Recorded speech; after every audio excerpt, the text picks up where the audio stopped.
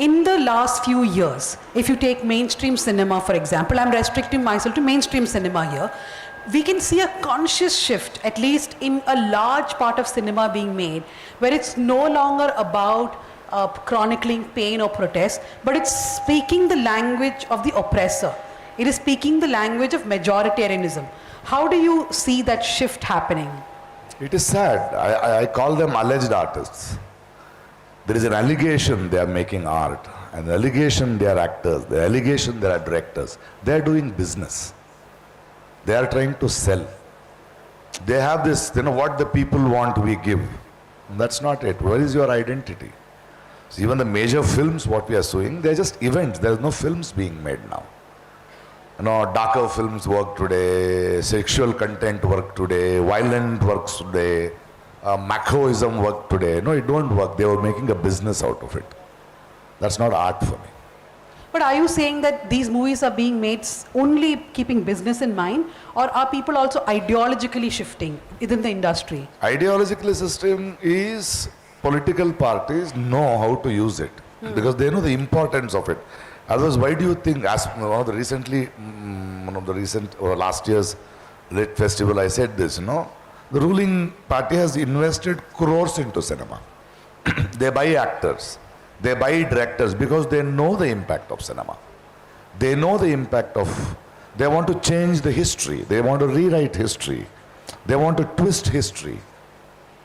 Like the film made on our late Manmohan Singh ji. So they know the power of it. And if you see shakhas, schools, how they go and brainwash children, youngsters with art. So there is, because they are in power, they want to continue to be in power. They want to create a narrative. They want to create a narrative and they'll use art for that. They'll use artists for that. So when we talk about, you said Accidental Prime Minister, the movie that was made, it was not a commercial success per se. Even the biopic of Modi was not commercial success. A lot of these movies are not commercial successes. That's okay, but their attempt is what I'm saying. No, but my question is...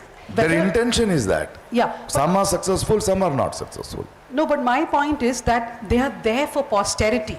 They are there forever. For example, even if today's generation is not watching these movies, there is a danger that tomorrow's generation takes this seriously as what is their version of history, right? So whether it's a commercial success today or not, are we not understanding the impending danger that these movies are being made, and that's here as a chronicle of history in one way? We'll have to live with it.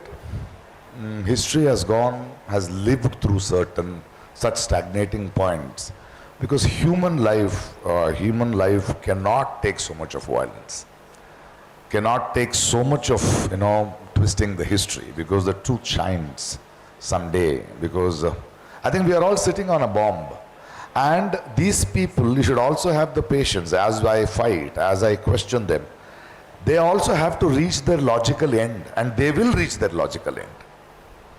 They will reach, and you say that Accidental Prime Minister didn't run. Greatest classics also did not run.